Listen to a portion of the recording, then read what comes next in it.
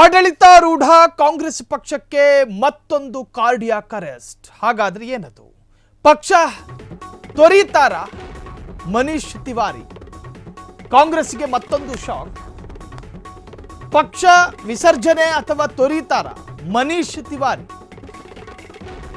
ತರೂರ್ ಹಾದಿ ತುಳಿದ್ರ ಮನೀಶ್ ತಿವಾರಿ. ಆಪರೇಷನ್ ಸಿಂಧೂರ್ ಚರ್ಚೆಗಿಲ್ಲ ತಿವಾರಿ.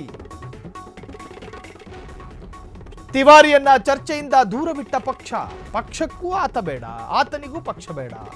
ಈ ಬೆನ್ನಲ್ಲೇ ಮನೀಶ್ ತಿವಾರಿ ನಿಗೂಢ ಪೋಸ್ಟ್ ಒಂದನ್ನು ಹಂಚಿಕೊಂಡಿದ್ದಾರೆ. ಶಶಿ ತರೂರು ಹಂಗೆ ಅಲ್ವಾ, ಹಿಂದಿ ದೇಶಭಕ್ತಿ ಗೀತೆಯ ಸಾಲುಗಳ ಉಲ್ಲೇಖ. ಶಶಿ ತರೂರ್ ಬಗ್ಗೆ ನಿಮಗೆ ಗೊತ್ತೇ ಇದೆ.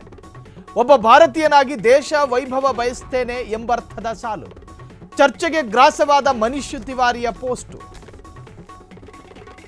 ಈಗ ನಿಮಗೆ ಶಶಿ ತರೂರ್ ಬಗ್ಗೆ ಗೊತ್ತೇ ಇದೆ. ಸ್ವಂತ ಮನೆಯಲ್ಲಿ ನಿಂತ್ಕೊಂಡು ಪಕ್ಕದ ಮನೆಯ ಮೆಟ್ಲು ಚೆನ್ನಾಗಿದೆ ಅನ್ನುವಂಥ ಒಬ್ಬ ಮನಸ್ಥಿತಿಯಲ್ಲಿ ಕಾಂಗ್ರೆಸ್ ಅವರನ್ನ ನೋಡುತ್ತೆ. ಸ್ವಂತ ಮನೆಯಲ್ಲಿ ನಿಂತ್ಕೊಂಡಿರ್ತಾರೆ, ಆ ಮನೆಯಲ್ಲಿ ನಿಂತ್ಕೊಂಡು ಪಕ್ಕದ ಮನೆಯ ಮೆಟ್ಲು ಚೆನ್ನಾಗಿದೆ ಅಂತೇಳಿ ಪೋಸ್ಟ್ ಹಾಕೋದು. ಸೊ ಈ ಅರ್ಥದಲ್ಲಿ ಕಾಂಗ್ರೆಸ್ ಕಾರ್ಯಕರ್ತರು ಅವರನ್ನು ಟೀಕೆ ಮಾಡ್ತಾರೆ. ಸೊ ಆ ರೂಟನ್ನು ಹಿಡಿದ್ರ ಮನೀಶ್ ತಿವಾರಿ ಎನ್ನುವಂಥ ಚರ್ಚೆಗಳು ಶುರುವಾಗಿದೆ. ಈ ಹಿಂದೆ ಪೆಹಲ್ಗಾಮ್ ದಾಳಿ ಸಂದರ್ಭದಲ್ಲಿ ಒಂದು ನಿಯೋಗವನ್ನು ವಿದೇಶಕ್ಕೆ ಕಳಿಸುತ್ತೆ. ಆ ಸಂದರ್ಭದಲ್ಲಿ ಶಶಿ ತರೂರ್ ಅವರನ್ನು ಕೂಡ ಮೋದಿ ಸಚಿವ ಸಂಪುಟವೇ ಆಯ್ಕೆ ಮಾಡುತ್ತೆ ಆ ಒಂದು ನಿಯೋಗಕ್ಕೆ. ಅದಾದ ನಂತರ ಅವರು ಹೋಗಿ ಬರ್ತಾರೆ. ತನ್ನ ಪಕ್ಷದ ಬಗ್ಗೆ ಮಾತನಾಡಿದ್ದಕ್ಕಿಂತ ಹೆಚ್ಚಾಗಿ ಶಶಿ ತರೂರ್ ಮಾತಾಡಿದ್ದು ಬಿಜೆಪಿ ಪಕ್ಷದ ಬಗ್ಗೆ. ತನ್ನ ಪಕ್ಷದ ಒಳ್ಳೆಯದಾಗಲಿ ಕೆಟ್ಟದಾಗಲಿ ಯಾವುದನ್ನು ಕೂಡ ಮಾತಾಡೋದಕ್ಕೆ ಇಷ್ಟಪಡೋದಿಲ್ಲ. ಆದರೂ ಕೂಡ ಕಾಂಗ್ರೆಸ್ನ ನಾಯಕ. ಅದೇ ಹಾದಿನ ಮನೀಶ್ ಅವರು ಹಿಡಿದ್ರ ಎನ್ನುವಂಥ ಚರ್ಚೆಗಳು ಈಗ ಶುರುವಾಗಿದೆ.